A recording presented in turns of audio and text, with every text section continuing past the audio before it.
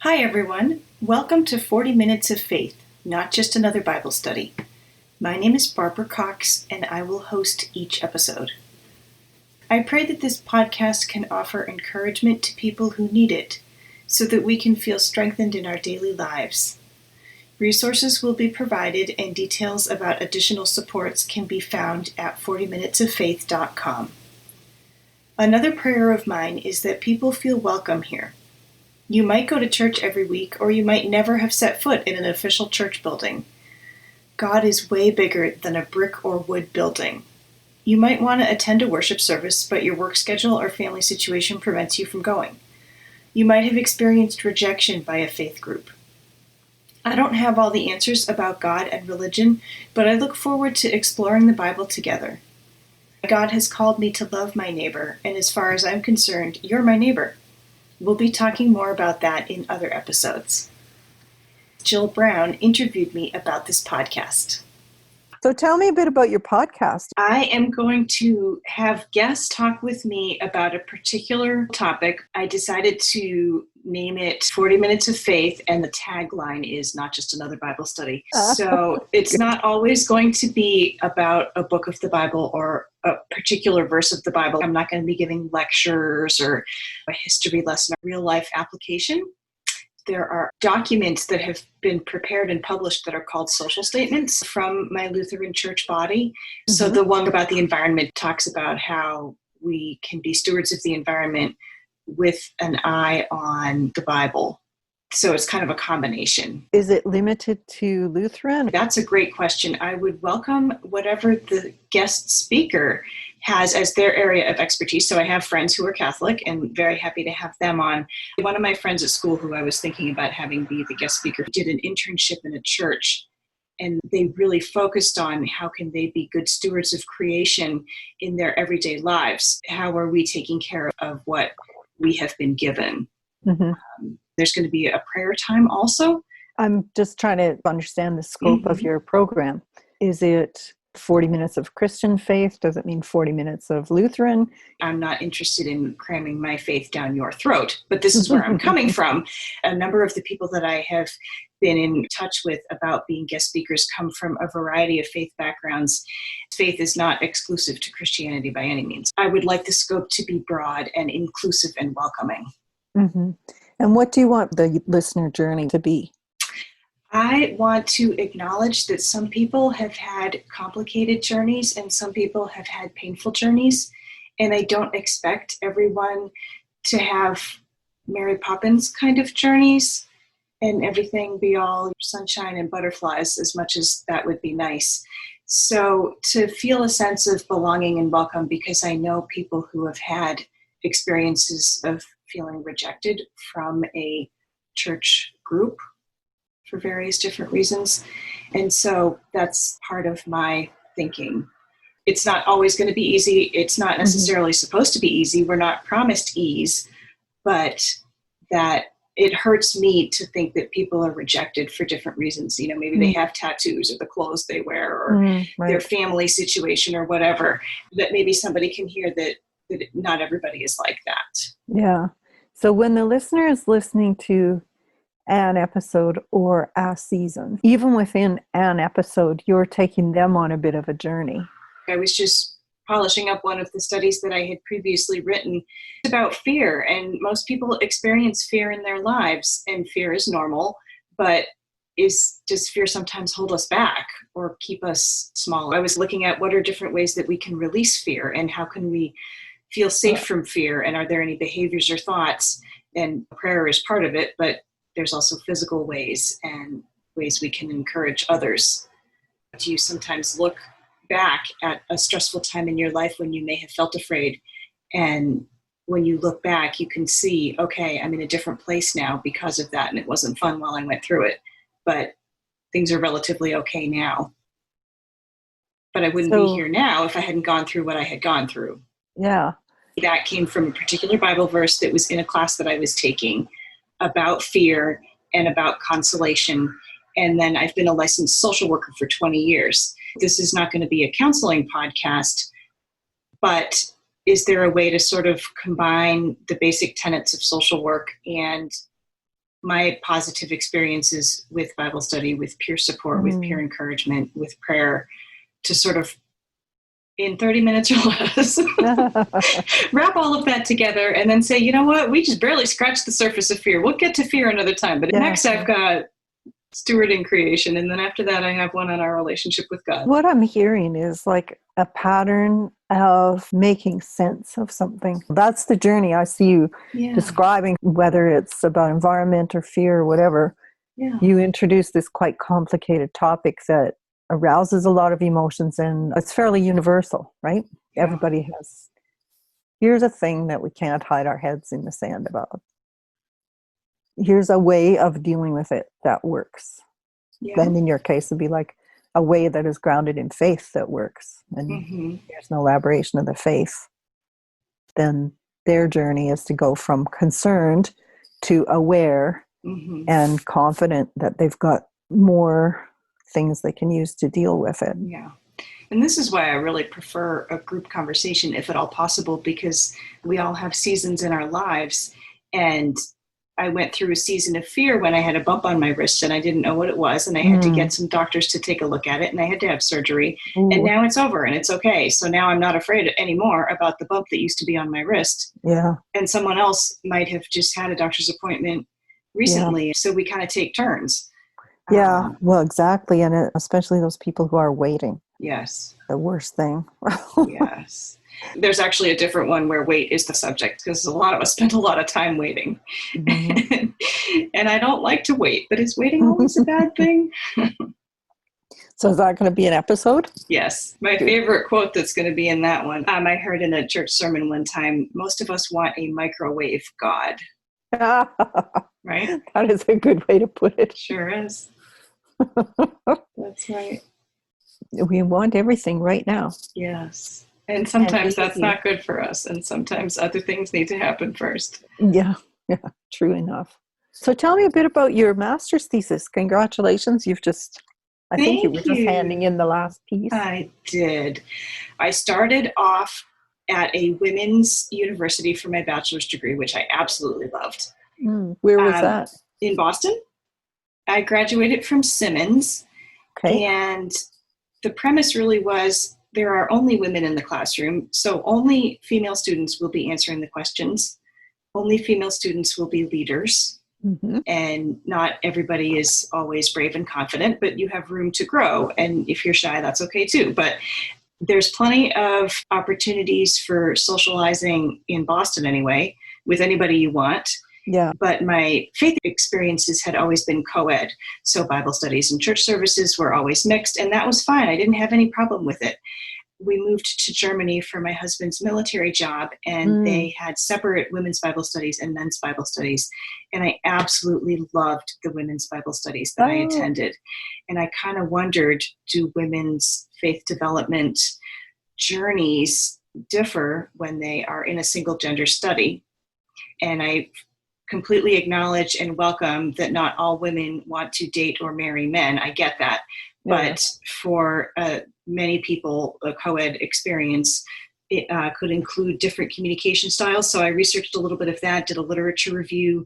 Men tend to interrupt more of the conversation and be more analytical and impersonal, where women tend to encourage each other more and sort of nurture the relationships more in single gender groups.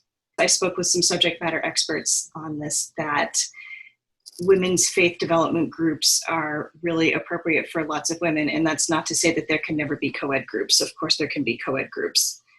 Different and so people horses shouldn't be for forced to courses. always be separated out, Yeah. but that there's really room for some amazing faith development in single gender groups. And there's not a lot of scientific research to support that. To do a study like that would be massive and hard to really quantify all the different factors that are involved. So you took that and ran with it. Yes, that was really fun. Yeah. So what comes next now that that's over? I have one more semester of classes in the fall. What will your degree be in? Masters of Arts. Where are you doing it at? Wartburg in Dubuque, Iowa. I wasn't sure if you were doing it in Germany or USA. I started it when we were living in Germany, and one of the reasons I selected Wartburg was that they had an online option. Good. Yes. So what brought you back? Did your husband get transferred? Or? Yeah, exactly. Yep, we're in upstate New York now. And whereabouts are you? 30 minutes south of the Canadian border, so close to Ottawa, the St. Lawrence Seaway. Oh, okay. Yes. Does your husband's job take him away from home, or you kind of, is there like work-based travel, or are you there mostly? It could at any time. Right now, there's no travel permitted, which is fine with me. So he's not on the road all the time, but that could change just depending on what's happening. What kind of thing does he do? He's also a social worker. We met in graduate school, actually, where we were both completing our master's in social work. Do you combine that in the podcast? Do you expect to be bringing in, not that you can check it at the door or anything?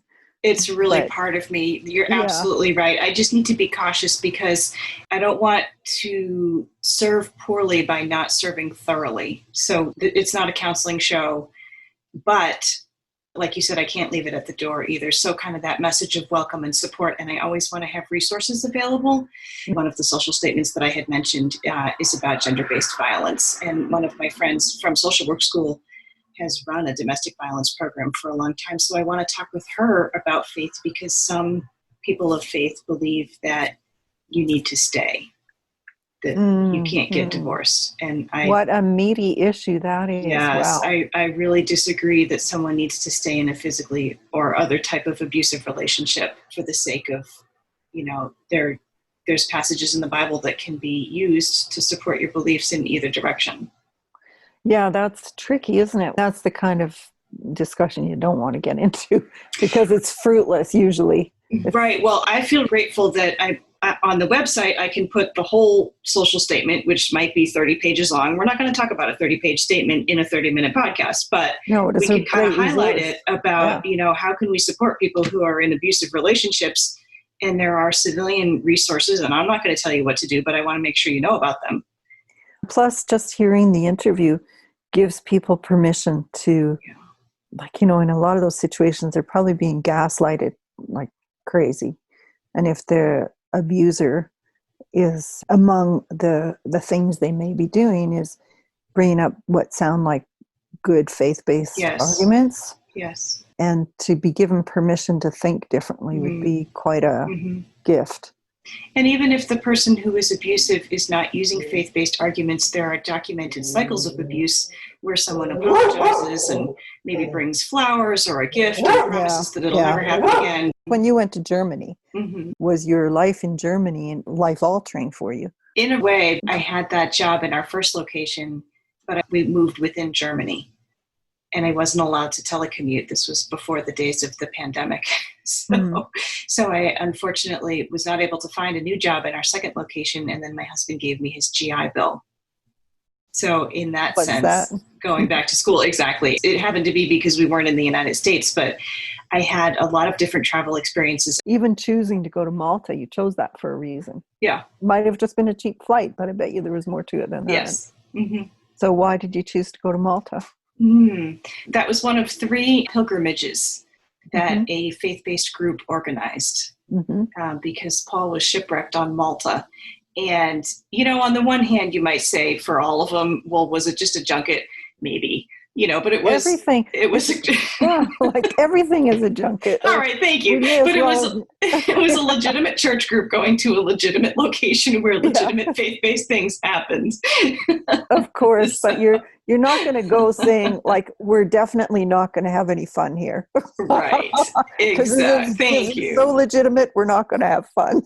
Yeah. I mean, I've been on retreats before too, and even those, nobody ever said you can't have any fun, but this wasn't sort of a, penitent, quiet, silent retreat or anything like that. No, of course you're right. Yeah. When you went to Malta, did you visit some shrines and Yes. Yeah. Yeah. particular points? Yeah. Hmm. Were those the highlight of the trip? I have mixed opinions about things. One of the cathedrals was so covered with gold. I just thought, wow, there's people starving in the world. We're building wells and draping beds with mosquito nets and.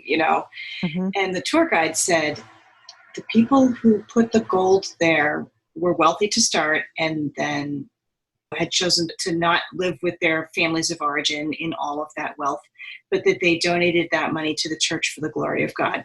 And I just thought, well, then who am I to say these people did something bad? I just would rather not see so much gold dripping on the inside of a cathedral and help people who are in real need these days. Hmm. I Well, preferred the clump of rocks at the edge of the ocean where we just stood for a few minutes in the wind.